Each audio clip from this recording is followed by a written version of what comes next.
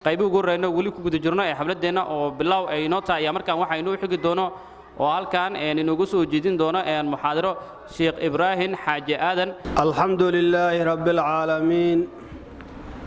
wal aaqibatu lil muttaqiin wa la udwana illa 'alal zalimin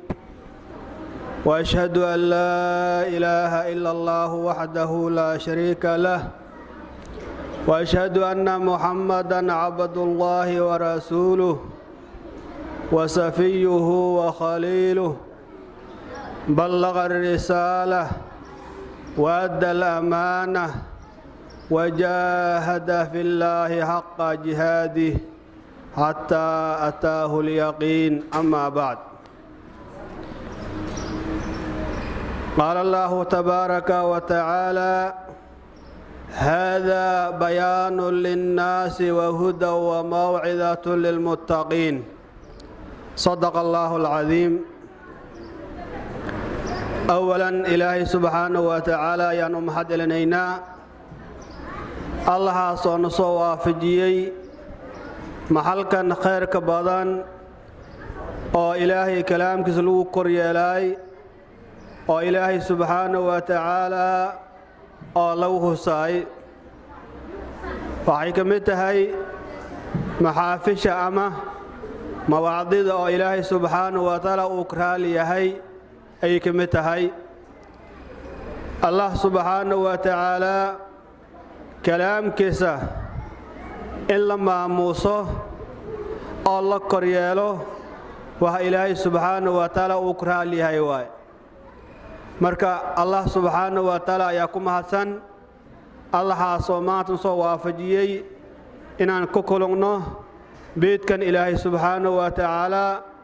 anagoo ka sheekeynayno Ilaahay subhanahu wa ta'ala kalaamkiisa. baada alhamdulillah ta'ala waxaan u mahadcelinaynaa xafladan quruxda badan dadkii soo qaban qaawiyay oo ay u horeeyaan macallimiinta iyo maamulaha maahadu imaam al-haramayn oo maanta juhd iyo dadaal ka bixiyeen inay soo gaaraan ardaydan heerkan maanta oo saan u sareeya. bacda al-muallimiin waxa mahadaasa u sugnaatay waalidiintii oo maanta aruurtooda gaarsiiyeen inay dhameeyaan Ilaahay subhanahu wa ta'ala quraankiisa. intaas kadib walaalyaal kalaamka Ilaahay subhanahu wa ta'ala waa kalaam qaali ah. rasuulkaynu wuxuu leeyahay sallallahu alayhi wa sallam fadlu kalaami Illaahi ta'ala ala sa'iril kalaam ka fadli Illaahi ta'ala ala al-makhluuqaat. Ilaahay subhanahu wa ta'ala kalaamkiisa oo quraanka ah fadligi iyo sharafti iyo darajada uu leeyahay waxay la mid tahay Ilaahay subhanahu wa ta'ala fadligiisa oo Ilaahay uu ku fal badan yahay makhluuqa. marka kalaamka Ilaahay subhanahu wa ta'ala waa kalaam qaali ah in la bartan ay tahay qof kasta waajib uu ku yahay in lagu amal falan ay waajib ay tahay. marka maanta dadka quraanka dhameeyay iyo kuwii quraanka baranay waa dad Ilaahay subhanahu wa ta'ala uu jecel yahay waay. Allah subhanahu wa ta'ala quraankiisa wuxuu ku leeyahay innal ladina yatluna kitab Allah dadkii aqranay kitaabka Ilaahay subhanahu wa ta'ala kitaabka Ilaahay quraanka ah dadka aqranay وأقاموا الصلاة صلاة الدكناي وأنفقوا مما رزقناهم وهياواها أنك أرزاقني أو أن راشين أن سيني إلهي سبحانه وتعالى كقدري أو بحيان الوحولة سرا وعلانية سي قرصون إيو سي موقت بحيان يرجون تجارة لن تبورا kuwaas waxay rajeeyaan tijaara an khasaarayna. marka dadka ahlul quraanka waxay leeyihiin tijaaro am ganacso oo weligood aan khasaarayn ilaahay subxaanahu wa tacaala u ballan qaaday tijaaratan lan tabuura dadkaas waxay rajeeyaan waa tijaaro iyo ganacso oo weligood aan khasaarayn wahii ka soo haray oo ganacso ah kitaabka ilaahay ka soo haray waxa weeye wax lagu khasaarayo waay laakiin kalaamka ilaahay subxaanahu wa tacaala iyo in barashadiisa iyo in lagu camal falo ma lagu khasaarayo mar kasta adduunya aakhiro rasuulkaynu wuxuu leeyahay sala allahu calayhi wasalam man qara'a xarfan min kitaabi illaahi tacaala qofkii akhriyo hal xaraf oo ka mid ah kitaabka ilaahay subxaanahu wa tacaala falahu xasanaatun ninkaas wuxuu leeyahay hal xasan ayuu leeyahay hal xaraf ninkii akhriyo oo kitaabka ka mid ah ninkaas wuxuu leeyahay hal xasan ayuu leeyahay walxasanaatu bicashri amhaaliha hashi xasana waxay u dhigmay 10 laab hashi xasana oo ilaahay uu siiyey waxay u dhigmaysaa 10 laab ay u dhigmay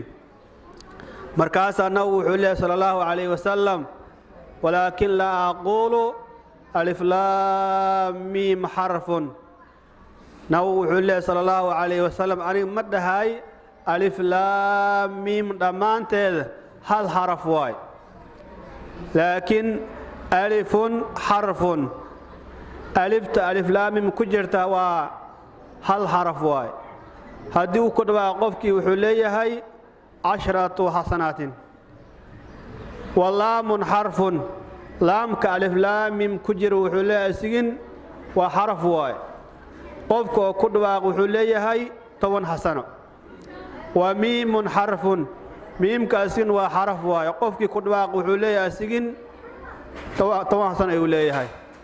marka haddaad ku dhawaaqdo alif laam miim waxaad helaysaa 30 xasano sababtu waa 3 xaraf waay alif iyo laam iyo miim waay marka maxaad u qabtaa qofkii maanta laga soo bilaabo bisinka suuratul naas oo maanta gaarsiiyey suuratul baqara gaarsiiyey dhameeyey ajirkiis wax koob ma ah ilaahay subxaanahu wa tacaala ayaa og cid kale oo maanta koob karto ma jirto marka waxaa la rabaa in lagu dadaalo kalaamka ilaahay barashadiisa iyo ku camal falkiisa maxaa yeelay waxa lagu ribahay oo lagu liibaanay waxaa ku jira ilaahay kalaamka subxaanahu wa tacaala fi dunya wal aakhira addunya aakhir maanta waxaa lagu liibaanaa ilaahay subxaanahu wa tacaala kalaamkiis rasuulkaynu wuxuu leeyahay sallallahu alayhi wasallam hadiis al-qudus oo ilaahay subxaanahu wa tacaala uu leeyahay man shaqalahu alqur'aan wa dhikri qofkii oo mashquuliyey qur'aankayga iyo dhikrigayga oo mashquuliyey a'daytuhu afdala ma u'di mimma sa'alani qofkii mashquuliyey ee qur'aankayga oo ku mashquulay oo dhikrigayga ku mashquulay asagoo waxbaan weydiisanin ayaa waxaan siiyaa ayuu leeyahay ilaahay subxaanahu wa tacaala wahii aan siinaay asagoo wax is-su'aashay wax ka fadl badan ayaan siinaa marka qof kasta waxaa laga rabaa inuu ku mashquulo ilaahay subxaanahu wa tacaala kalaamkiis leylan wa nahaaran habeen iyo maalin waa inuu u soo jeedaa barashada kalaamka ilaahay subxaanahu wa tacaala iyo ku camal falkiisa barash kaliya lama rabo waxaa la rabaa in lagu camal falo rasuulkaynu wuxuu leeyahay sallallahu alayhi wasallam asagoo tilmaamay dadka oo quraanka aan baranin wuxuu leeyahay inna alladhi laysa fi jawfihi shay'un min alqur'an kalbayt alkharab qofkii calooshiis aan ku jirin wax yar qur'aan ka mid ah oo qur'aanka waxaan ka baranin wuxuu la mid yahay guri oo kharaab ah oo laga tagay oo dumay oo kharibmay ayuu la mid yahay marka qofka quraanka ilaahay aan baranin wuxuu la mid yahay guri oo goof ah oo laga tagay ayuu la mid yahay بالعكس رسولك وحير صلى الله عليه وسلم اقرأوا القرآن قرآن كأخرية ما حيلي رسولك وحير صلى الله عليه وسلم فإن الله تعالى لا يعذب قلبا وعلى القرآن ما حيلي إلهي سبحانه وتعالى مع ذاوايو قلب أو حفظيي قرآن كريم ساس آويد مركا وحا واجبها قف كسب قرآن كإنو برته قرآن كإنو حفظيه أي واجبها قف كسب قرآن كمركا في الدنيا والآخرة لوض وأنفع قفك بني آدمك أدونك وأنفعه آخرا وأنفعه رسولك وحده صلى الله عليه وسلم اقرأوا القرآن فإنه يأتي يوم القيامة شفيعا لأصحابه قرآن كأخرية قرآن كقيام مركل لقارو إيمانه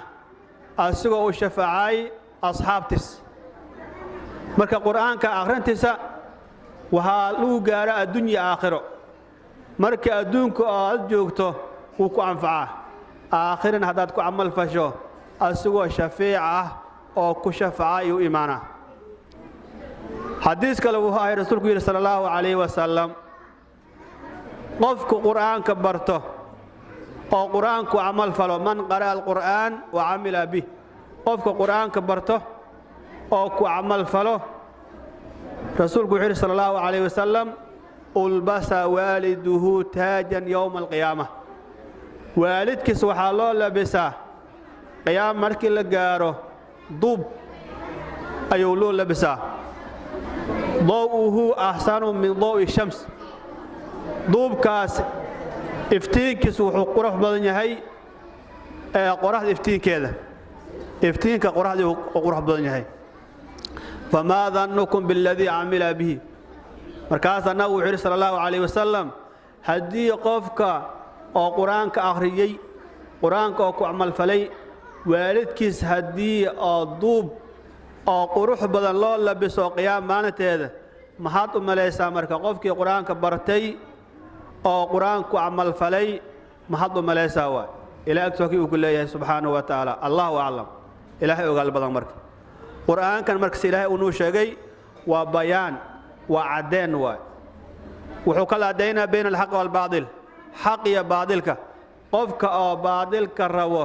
quraanka ma barto man ku amal falay لكن قفكي حق الربو قرآنك يبرنا قرآنك يكو عمل فلا هذا بيان للناس وهدى قرآنك وان هنون أولو هنونا ودد إله سبحانه وتعالى وموعظة ووانو قرآنك ووانو للمتقين دتك ومتقين تا إلهي كبقاي أي قرآنك وحو يهي وانا يو يهي مركا قفك سبحان الربا قرآنك برشديسة يوكو عمل فالكيسة إن لو ددالو أولاد إن لو تربية قرآنك برشديسة إن لو تربية محايلي أولاد مركي لو تربية كلامك إلهي سبحانه وتعالى وحينقن عين أولاد بارئة أو أدونك وحكو قوانين لكن هدي قرآنك لو تربيين أو أولاد كلامك إلهي أن لو تربيين وحينقن عين أولاد أو فاسدة وهانو كأنفعين الدنيا آخره مرك إن شاء الله تعالى حلقة تروينا نكسو قبقبيو والسلام عليكم ورحمة الله وبركاته وعليكم السلام ورحمة الله تعالى وبركاته آد يوم سنيهي شيخ إبراهيم حاج آدن ومحاضرة قيمة بدن هل كان ينقصوا جيدني